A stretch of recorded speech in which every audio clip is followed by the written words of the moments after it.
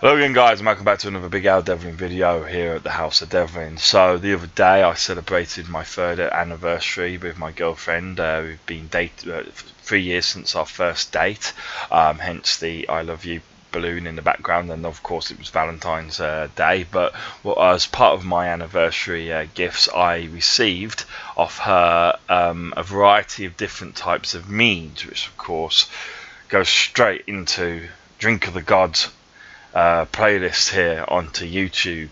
I want to taste this and give first impressions to you at the same time as me having the very first experience with it. So this particular mead, I have 3 meads to taste for you, but only obviously one for this video. This one is called the Conwy mead, okay, Conwy mead, okay. It is, on first impressions, if you look at it, it looks actually just pretty much like a white wine. It's a bit more yellowy in colour than a typical white wine, but it is very light, okay, coloured. Most meads that you'll come across, as you'll see with the other 2 meads, and the other meads of course I've already tasted, they are quite orange in colour, so it's quite an unusual colour. This, it just looks like a white wine from a distance, but doesn't mean that it's not mead. And the very first thing to do when you have a mead in your hand, and to work out whether it's a honeyed wine or actual honey wine, because a mead is a honey wine, not a honeyed wine. So it's basically a wine made from honey, not a wine with honey added for taste, okay. Of course, my wine being typically made from grapes, so you have the wine that's made from grapes and honey added. That's a honey wine, okay. That's not what mead is. Mead is wine made directly from the honey itself, so a honeyed wine. And the smell is distinctly that of a very traditional mead, okay. So smelling that, I can tell you for 100% certain that that is a traditional, this is probably going to taste very traditional type of mead. In fact, actually, there you go. I didn't notice that on the barcode. It's got traditional mead 500 mils, because it's a half a litre bottle, as I say, at 14%. But they, even though they call it a Conwy mead on the label, they actually, for their own purposes, regards factory and warehouse distribution, just call it the traditional mead. So this is gonna, it smells like a traditional mead, it's described as a traditional mead, and I have no doubt it's probably going to taste like a traditional mead, which is going to be that initial sort of unique taste that you get into the mouth, where typically they alter the initial taste with different types of fermentation processes. But if it's a traditional mead, you're hit with this kind of white wine sort of taste at the very beginning with a hint of honey, but then that honey aftertaste comes through stronger and stronger within a particular time frame, and most sort of meads, the aftertaste of the honey is very strong after about 15 seconds after partaking of the mead, and it lasts typically quite a long time. Now the speed of onset depends on the mead, and traditional mead, that honey taste comes through very quickly, and to the point where you don't really get the white wine taste or any additional taste that they may have added. For example, one of the ones that I had was an Ages mead, okay. Ages mead, just letting it breathe whilst I talk. Ages mead, for example, was a mead that is fermented with orange and tea during the fermentation process to give it a much more fruity flavour at the beginning. So when you drink it, you're just overridden with this fruity flavour, but then the honey aftertaste that you expect of mead comes after it, and it's very powerful honey aftertaste. With a traditional mead, you shouldn't have any fruitiness really in it whatsoever. You should just really have, as I say, that sort of white wine stroke honey initial taste for the first couple of seconds, followed by a very strong honey aftertaste. So let's see. Well, we'll have a couple of goes at it just to see what it tastes like.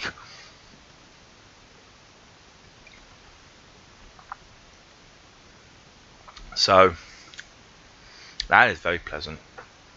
Okay, so I would, as a mead, the initial taste of that is very, very tasty. It's a 100% very traditional mead. There's no white wine taste to it at all. It is, well, a white wine, but made with honey, if you know what I mean. You could mistake it for a white wine to start off with, but it's a very, very much honey taste to it at the same time. Now at the moment I'm just burning down here, which is always nice with a mead. It means you've got a nice strong mead when it's burning. And actually, but I let my girlfriend taste a couple of my meads the other day, and she's, you know, a fairly seasoned drinker, and like myself, I only do it every now and then. Just to relax here and there, or special events and stuff, and I never get drunk. I only have a tipple, if you know what I mean. But my girlfriend, she does like to drink, and she drinks typically like Jaeger bombs, brandy, you know, well, basically any spirit, basically. So she's very good at handling the alcohol. But the mead for her was something that she couldn't really handle very much. It was like when she tried to introduce me to brandy, I was like, oh, that's foul, I don't want to taste that. And same with port and stuff, I'm like, nah, I don't want that. Just everyone's got their different taste. Mead definitely has an acquired taste. It's something that you have to, you know, you got to work with it sometimes, but for me it suits my taste palette very much, because I love honey, and putting honey and alcohol together, that's a win-win situation, right? So bottoms up. Here's a second tipple. I'll leave this in my mouth a little longer to get a little bit more of the initial taste. It prolongs the initial taste a little bit longer, and it prolongs the aftertaste just that little bit longer. But basically, I tasted honey as soon as it went in my mouth, with a slight white wine essence, a minor white wine essence, and then I had a honey aftertaste followed by a long lasting burn, which is always nice.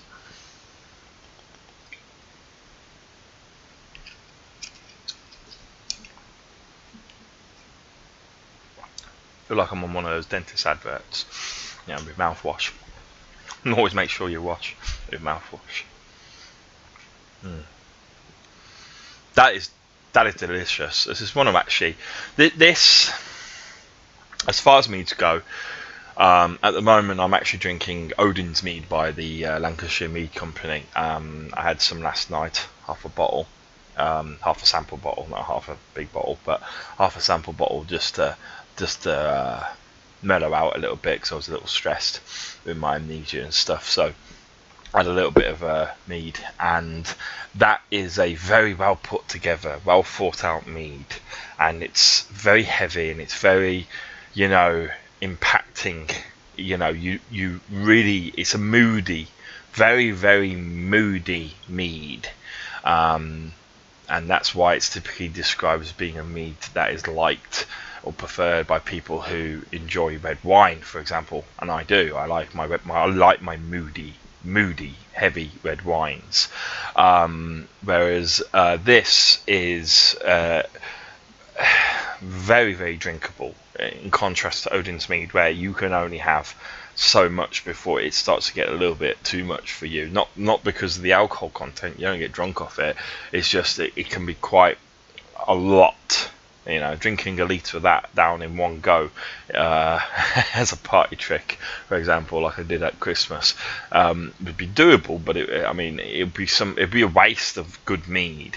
This is the kind of mead that you would want to do that with. One, it goes down super easy, it's super tasty, and there isn't a lot to it regards trying to interpret the flavours of the mead. Doesn't mean it's a low quality mead. In fact, it's incredibly high quality in the sense that I really am enjoying it. I'm just looking for an excuse to put more down my throat. Right, so basically, yeah, it's very, very tasty. And as a result, if you want to drink to get drunk, okay, drink responsible, guys, but you know, if you want to drink to get drunk, this is a better type of mead than the my Odin's mead's by the bed, so I don't have it in here, but it's better than Freya's mead's, very similar one. It would be better than using one of these, for example, which is Freya's mead, and you can see the colour difference immediately. There you go. you can see the colour difference immediately. Very, very orange and sort of very pale. There you go. That's a good way to do it. Orange, pale, and that means it's a much heavier mead. Normally, is what I've seen to find. Is the darker the mead, the heavier the mead. Whereas the Aegis mead, which is quite light, heavier than this, but it is light and fruity. Is yes, it's more orange than this one, but it is still quite pale in comparison to Freya's mead, for example, and Odin's mead's even darker than that. Odin's mead is a very, very dark mead. Okay, so this is what I would personally, don't know if it's correct terms or whatever, but I would call this a light mead. You can tell from the colour it's a light traditional mead. Great for, you know, on a hot summer's day, where you've got the time to sit down and just really enjoy your day. You've got no driving to do or anything like that, no real commitments or anything. You can sit outside in the breeze, in the sun, and just, you know, enjoy yourself. When everyone else is doing their pictures of cider or lager or whatever like that kind of thing, you can have your bottle of mead and enjoy yourself with them, and really enjoy the flavour of the alcohol that you're drinking. And trust me, mead is quite fun to get drunk on as well. It makes you very happy. I'm typically a happy drunk, but this makes you a very happy drunk. Okay. So that's enough, guys. I hope you enjoyed that, and yeah, I would definitely recommend it, Conwy mead. I'll put it in the description when I can, and the details of the store, the online store where I got it from. Thank you, guys. Bye bye.